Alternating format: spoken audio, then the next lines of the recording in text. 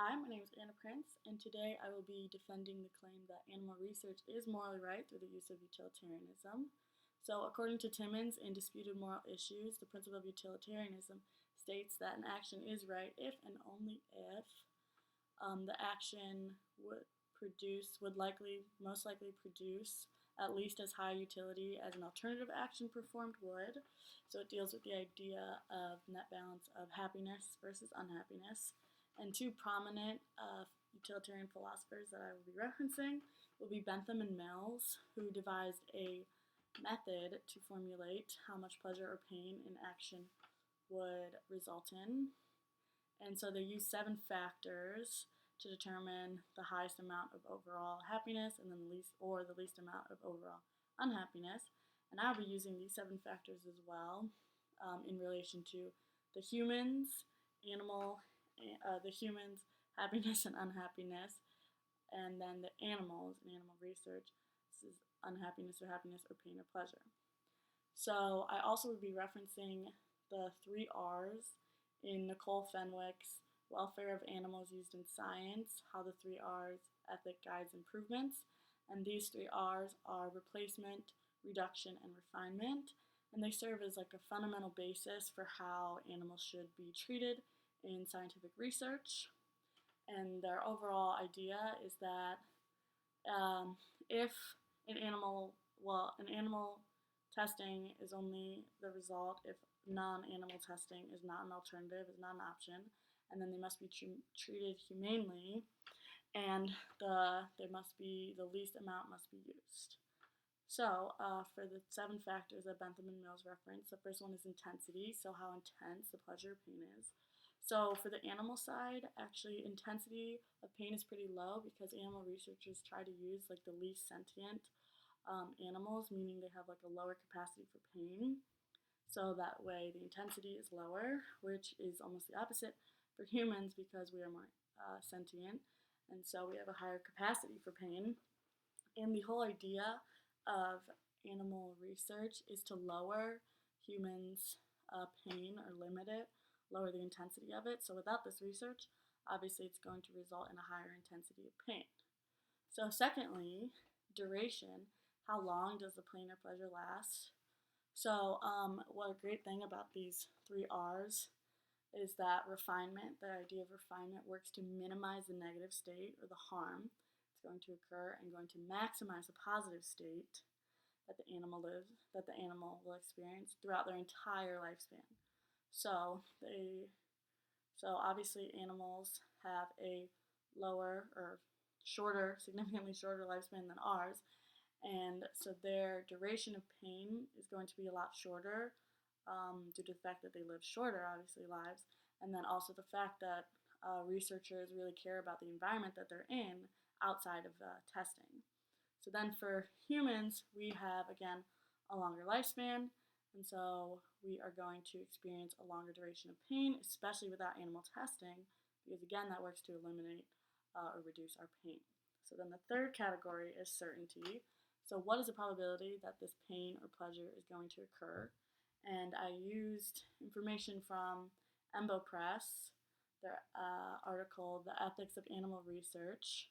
So certainty, it is not certain that the animal will experience pain because first of all, there is a very rigorous training that the researchers have to go through in order to use animals to begin with. So they obviously know the correct way and like the least amount of pain to administer, or how to perform without the least amount of pain, with the least amount of pain. And then again, non-animal tests are rapidly gaining popularity. There's things like pre-screening that happens where they use bacteria. This is known as the Ames test, where they use a certain type of bacteria to pre-screen for cancer-containing compounds instead of going straight to animal testing. And then other things like computer modeling and human cell lines are pretty prominent and gaining prominence as we advance. And so then for humans, the certainty of pleasure or pain. So the certainty is going to be a lot higher, or a lot greater without animal research, because then we have to come up with new ways to reduce diseases and things that cause pain, and that would take quite a lot of time, and so the certainty would be higher. So then fourth is propinquity, I think. and that's nearness or remoteness. So, how far off in the future is pleasure or pain? So, for the animals, actually, I'm going to compare it to like an agricultural. So, animals in scientific and biomedical research, so they're going to be given nice bedding. They're going to be used anesthesia for any procedures that go on, and individual veterinarian care because it's very important their well-being. While then in agriculture, like on a farm, they're going to be living on like slated bedding. No anesthesia will be given, and then there will be only veterinarian care as a herd, so it's not focused as much. So that means that the pleasure or the pain would be a lot more significant or a lot more closer and like often occurring with like agricultural like pigs on like a farm than they would be in animal testing.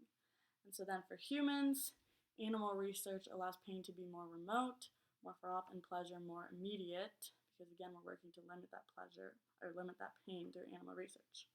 So fifth is fecundity, which is what is the probability that the pleasure will lead to other pleasures.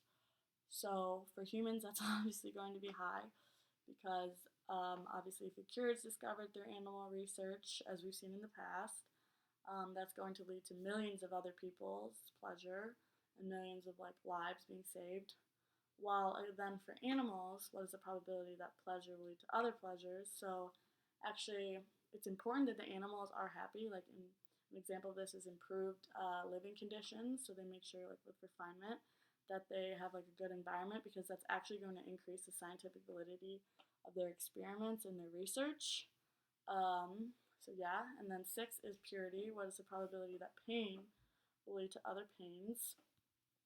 So the probability that animal pain will lead to other pain is going to be low because if you're using one animal for research more, that means there's a less likely chance that other animals are going to have to be used, and so they're not going to experience pain, especially if you're using this animal instead. And then for humans, with the animal side, with animal research, what is the probability that pain will lead to other pains? It's going to be again higher because we use animal research. It's such an important part of scientific like discoveries and advancements and testing on what can be okay to use on humans. And so that's really important. And then lastly, extent, how many persons are affected. So again, by the pleasure, so persons, so billions of humans are affected by this. And even like animal rights activists and PETA members who disprove and disagree with animal research, they actually make up the minority because according to Mori, the Public Consultation on Developments in Biosciences, 89% of people in 2005 accepted animal research and realized the importance of it and the need for it in society. So obviously 89% is way more than half. So it's a greater amount of people that approve of this, so therefore a greater amount of pleasure.